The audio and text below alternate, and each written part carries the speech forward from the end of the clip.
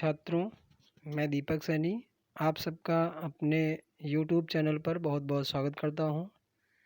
छात्रों, social study की इस सीरीज़ में आज हम लोग DLED फर्स्ट सेमेस्टर से संबंधित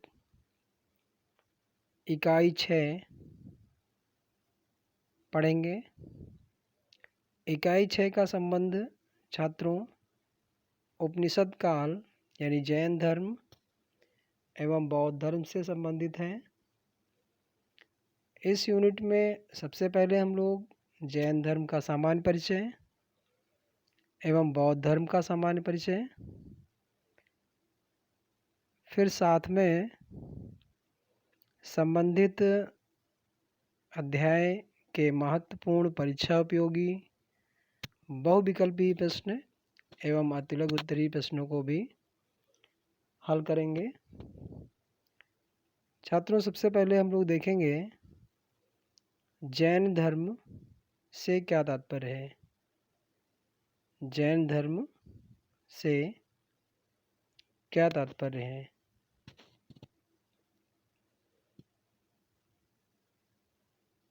जैन धर्म विश्व के सबसे प्राचीन दर्शन या धर्मों में से एक है। यह भारत की श्रवण परंपरा से निकला तथा इसके प्रवर्तक हैं 24वें तीर्थंकर, जिनमें अंतिम इसके प्रवर्तक हैं 24 तीर्थंकर। इनमें अंतिम व प्रमुख महावीर स्वामी हैं। जैन धर्म की अत्यंत प्राचीनता करने वाले अनेक उल्लेख साहित्य और विशेषकर पौराणिक साहित्यों में प्रचुर मात्रा में हैं। जैन धर्म की अत्यंत प्राचीनता करने वाले अनेक उल्लेख जैन साहित्य और विशेषकर वैदिक साहित्य में प्रचुर मात्रा में हैं। व श्वेतांबर व दिगंबर जैन धर्म के दो प्रमुख संप्रदाय हैं। कौन कौन से? श्वेतांबर और व दिगंबर जैन धर्म के दो प्रमुख संप्रदाय हैं। महावीर स्वामी की मृत्यु के बाद जैन धर्म दो संप्रदायों में बंट गया था, श्वेतांबर और दिगंबर, तथा इसके धर्म ग्रंथ आगम, महापुराण व तत्वार्थ सूत्र हैं। आगम, महापुराण व तत्वार्थ सूत्र हैं। जैनों के धार्मिक स्थल जिनालय या मंदिर कहलाते हैं। जिन परंपरा का अर्थ है जिन द्वारा प्रवर्तित दर्शन। जो जिन के अनुयायी हों उन्हें जैन कहते हैं। जिन शब्द बना है संस्कृत के जी धातु से। जी माने जी का अर्थ है जीतना। जिन का अर्थ है जीतने वाला।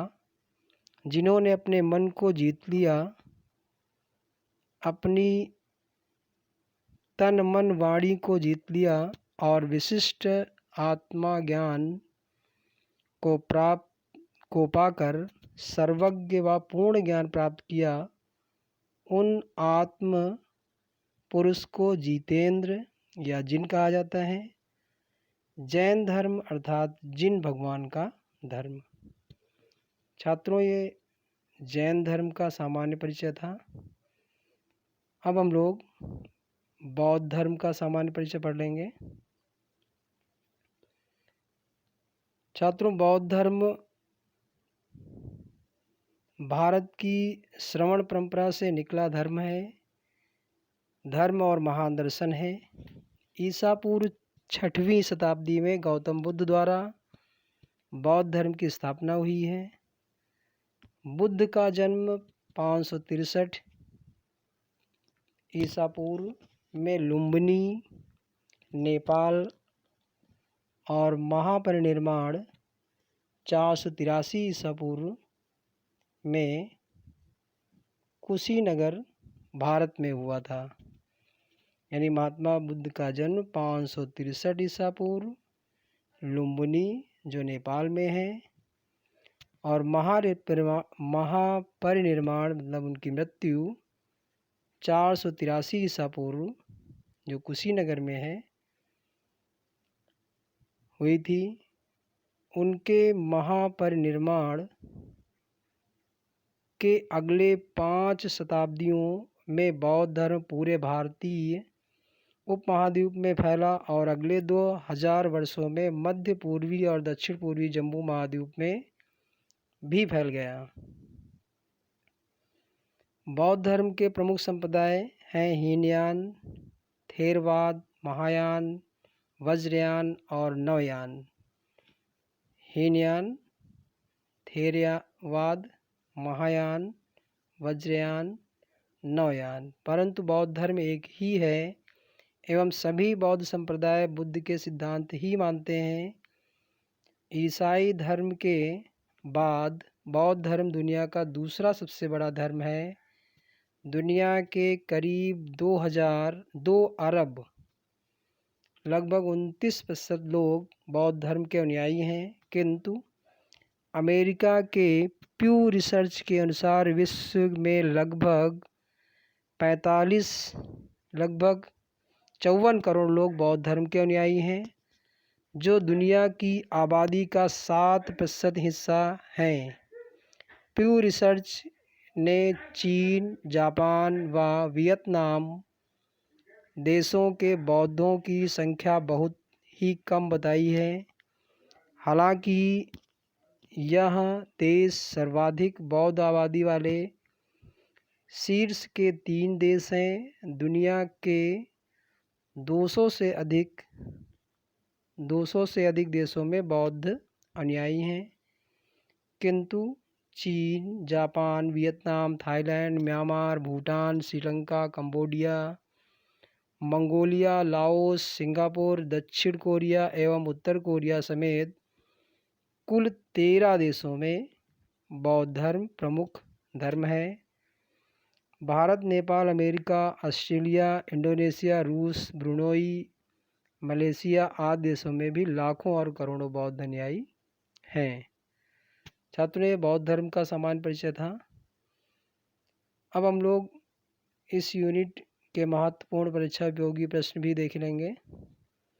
पहला प्रश्न है, बौद्ध धर्मों में बुद्ध के गृह त्याग को कहा गया। बौद्ध धर्म में बुद्ध के गृह त्याग को कहा गया महाभिनिष्क्रमण। क्या कहा गया? महाभिनिष्क्रमण। महाभिनिष्क्रमण क्या कहा गया? महाभिनिष्क्रमण। अगला, बुद्ध ने अपने उपदेश किस भाषा में दिए? तो पाली भाषा में दिए। अगला क्वेश्चन, मध्यम मार्ग का प्रतिपादन किया था महात्मा बुद्ध ने। मध्यम मार्ग का प्रतिपादन। तृतीय बौद्ध संगीत कहाँ आयोजित की गई थी? पाटलिपुत्र में। अगला, अभिधम्म पिटक किस बौद्ध संगीत में संकलित किया गया था? तो द्वितीय बौद्ध संगीत में। बौद्ध शिक्षा पूर्णतया संबंधित थी मठों से। मठ बौद्ध शिक्षा के प्रमुख केंद्र होते थे। बौद्ध कालीन शिक्षा का मुख्य उद्देश्य था निर्वाण प्राप्त करना। मठों में प्रवेश की अनुमति मिल जाने पर शिक्षार्थी का संस्कार होता था प्रवज्जा संस्कार। कौन संस्कार? प्रवज्जा संस्कार। बौद्ध विश्वविद्यालयों का स्वरूप था संघात्मक। कैसा था छात्रों? संघात्मक स्वरूप था विश्वविद्यालयों का। बौद्धकालीन शिक्षा का मुख्य केंद्र था बोध गया। क्या था? बोध गया। अगला, नालंदा विश्वविद्यालय में छात्रों की संख्या थी 10,000 के आसपास। अगला, बौद्धकालीन शिक्षा एक प्रकार से प्राचीन हिंदू अथवा ब्राह्मणीय शिक्षा का ही एक स्वरूप मात्र है। कथन है आर के मुखर्जी का। किसका है? आर के मुखर्जी। अगला क्वेश्चन, जैन धर्म के 23वें तीर्थंकर थे पार्श्वनाथ थे। महावीर स्वामी का जन्म कहाँ हुआ? कुंडग्राम में हुआ। महावीर स्वामी को ज्ञान की प्राप्ति हुई जाम्भी ग्राम में।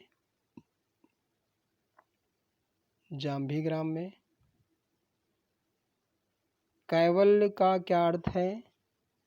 कैवल्य से तात्पर्य है सर्वोच्च ज्ञान। महावीर स्वामी की मृत्यु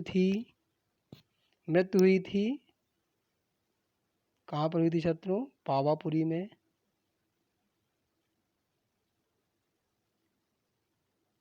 प्रथम जैन संगीत आयोजित की गई थी पाटलिपुत्र में। दक्षिण भारत में जैन धर्म के प्रसार का श्रेय दिया जाता है चंद्रगुप्त मौर्य को। अगला, महात्मा बुद्ध का जन्म कब हुआ? 563 ईसा पूर्व में। बुद्ध ने अपना पहला उपदेश कहाँ दिया? सारनाथ में। महात्मा बुद्ध ने अपना पहला उपदेश कहाँ दिया? सारनाथ में। अब आगे क्वेश्चन है छात्रों, अति लघु उत्तरीय प्रश्न है। महावीर स्वामी के माता पिता का नाम क्या था? तो माता पिता के नाम का नाम था सिद्धार्थ। पिता का नाम सिद्धार्थ और माता का नाम त्रिशला था। जैन धर्म के दो प्रमुख संप्रदाय कौन कौन से थे? दिगंबर और श्वेतांबर। जैन धर्म के त्रिरत्न हैं। जैन धर्म के मुख्य सिद्धांत त्रिरत्न के नाम से प्रसिद्ध हैं। पहला सम्यक ज्ञान, सम्यक दर्शन और सम्यक चरित्र। सम्यक ज्ञान, सम्यक दर्शन, सम्यक चरित्र। अगला क्वेश्चन, महावीर स्वामी का जन्म कब और कहाँ हुआ? महावीर स्वामी का जन्म 540 ईसा पूर्व में उत्तरी बिहार वैशाली के निकट कुंडग्राम में हुआ। जैन धर्म के दो प्रमुख आचार्यों के नाम लिखिए। प्रमुख आचार्य जैन धर्म के भद्रबाहु और स्थूलभद्र। कौन थे? भद्रबाहु और स्थूलभद्र। अगला, जैन धर्म के 23वें और 24वें तीर्थंकरों के नाम लिखिए। तो 23वें तीर्थंकर थे पार्श्वनाथ और 24वें तीर्थंकर थे महावीर स्वामी। अगला क्वेश्चन, जैन धर्म के पंच महाव्रत क्या क्या हैं? पंच महाव्रत हैं अहिंसा, सत्य, अस्तेय, अपरिग्रह और ब्रह्मचर्य। अगला, महात्मा बुद्ध का जन्म कब और कहाँ? जन्म एवं मृत्यु कब और कहाँ हुई थी? महात्मा बुद्ध का जन्म ईसा पूर्व 563 कपिलवस्तु के समीप नेपाल की तराई में लुम्बिनी या आधुनिक रुम्मिनी देई था। 40 वर्ष की अवस्था में 80 वर्ष की अवस्था में इनकी मृत्यु 483 ईसा पूर्व में कुशीनगर में हुई थी। यानी जन्म 563 ईसा पूर्व लुम्बिनी में हुआ और मृत्यु 80 वर्ष की अवस्था में 483 ईसा पूर्व कुशीनगर में हुई। अगला क्वेश्चन है, बौद्ध धर्म के त्रिपिटक के नाम से लिखित हैं। त्रिपिटक के नाम लिखिए। तो त्रिपिटक में आते हैं सुप्त पिटक, विनय पिटक, अभिधम्य पिटक। अगला क्वेश्चन, महात्मा बुद्ध ने अपना पहला उपदेश कहाँ दिया, कहाँ और किसे दिया? आंसर होगा सारनाथ में 5 ब्राह्मण सन्यासियों को दिया। किसको दिया? 5 ब्राह्मण सन्यासियों को पहला उपदेश कहाँ दिया? सारनाथ में। किसको दिया? 5 ब्राह्मण सन्यासियों को। अगला क्वेश्चन है, महात्मा बुद्ध के गृह त्याग को कहा जाता है महाभिनिष्क्रमण। महात्मा बुद्ध जब ज्ञान की खोज में घर छोड़कर बाहर निकले तो इस घटना को महाभिनिष्क्रमण कहा गया। अगला क्वेश्चन, उत्तर एवं दक्षिण भारत में जैन धर्म के 2 प्रमुख केंद्र कौन कौन से थे? उत्तर भारत में मगध और दक्षिण भारत में कर्नाटक जैन धर्म के 2 प्रमुख केंद्र थे। उत्तर भारत में मगध और दक्षिण भारत में कर्नाटक जैन धर्म के प्रमुख 2 केंद्र थे। अगला क्वेश्चन, महात्मा बुद्ध के प्रथम उपदेश को क्या कहते हैं? तो महात्मा बुद्ध के प्रथम उपदेश को धर्म चक्र प्रवर्तन कहते हैं। अगला क्वेश्चन है, बौद्धकालीन शिक्षा प्रणाली के अंतर्गत किन व्यक्तियों को शिक्षा से वंचित रखा गया? तो इसमें आंसर होगा बौद्धकालीन शिक्षा प्रणाली में ऐसे बालकों को शिक्षा से वंचित रखा जाता था जो क्षय, कोढ़, चर्म रोग की श्रेणी में आते हैं, चर्म रोग से पीड़ित होते थे तथा उनके अतिरिक्त सैनिक, राज्य के कर्मचारियों और दासों को सौर शिक्षा से वंचित रखा जाता था। अगला, बौद्ध शिक्षा की 2 विशेषताओं का उल्लेख कीजिए। तो बौद्ध शिक्षा की 2 विशेषताएं कौन सी थी? पब्बजा या प्रवज्जा संस्कार तथा उपसंपदा संस्कार। अगला क्वेश्चन, बौद्ध युग में प्रवेश के समय बालक की आयु कितनी होती थी? बौद्ध युग में प्रवेश के समय बालक की आयु 8 वर्ष होती थी। बौद्धकालीन शिक्षा के 4 संस्थानों के नाम लिखिए। तो 4 प्रमुख संस्थान थे तक्षशिला विश्वविद्यालय, विक्रमशिला विश्वविद्यालय, वल्लभी विश्वविद्यालय और नालंदा विश्वविद्यालय। कौन कौन से? तक्षशिला, विक्रमशिला, वल्लभी और नालंदा विश्वविद्यालय।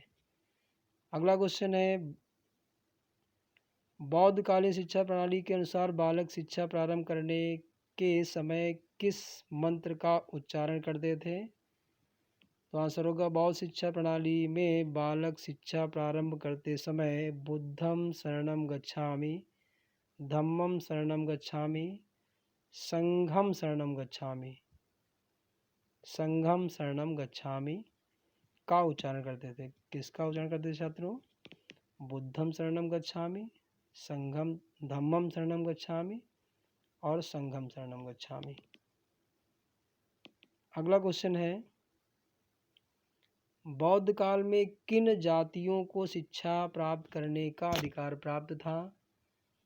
तो बौद्ध काल में चांडालों को छोड़कर सभी जातियों को शिक्षा प्राप्त करने का अधिकार प्राप्त था। अगला, बौद्ध काल में किन विषयों की शिक्षा दी जाती थी? तो यहाँ आंसर होगा बौद्ध धर्म में हिंदू धर्म, जैन धर्म, दर्शन शास्त्र, आध्यात्म विद्या, तर्कशास्त्र, संस्कृत, फलगान विद्या, खगोल विज्ञान, औषध विज्ञान, न्यायशास्त्र, राज व्यवस्था और प्रशासन आदि की शिक्षा दी जाती थी। अगला क्वेश्चन है, बौद्ध काल में किन किन व्यवसायों की शिक्षा दी जाती थी? तो व्यवसाय कौन कौन से? कताई, औषधि, कताई बुनाई, भविष्य कथन, कृषि, वाणिज्य, कुटीर उद्योग, पशुपालन आदि व्यवसायों की शिक्षा दी जाती थी। अगला क्वेश्चन है, बौद्ध काल में किन शिक्षण विधियों को प्रयोग में लाया जाता था? तो मुख्य शिक्षण विधियाँ कौन कौन सी थी? बौद्ध काल में शिक्षण की प्रश्नोत्तर विधि, व्याख्या विधि, वाद विवाद विधि, निरीक्षण विधि, प्रवचन विधि, देशाटन विधि तथा प्रकृति निरीक्षण विधियों का प्रयोग किया जाता था। अगला क्वेश्चन है, बौद्ध धर्म के 4 आर्य सत्य बताइए। बौद्ध धर्म के 4 आर्य सत्य। पहला, संसार दुखमय है, इन दुखों से छुटकारा संभव है, संसार में दुखों का छुटकारा प्राप्त करना ही निर्वाण है, निर्माण प्राप्ति के लिए जप तप करना व्यर्थ है, मनुष्य मात्र के प्रति कल्याण से ही इसकी प्राप्ति हो सकती है। अगला क्वेश्चन है, बौद्ध धर्म के निर्माण प्राप्ति के लिए अष्टांगिक मार्ग कौन से थे? तो अष्टांगिक मार्ग कौन कौन से थे? सम्यक दृष्टि, सम्यक संकल्प, सम्यक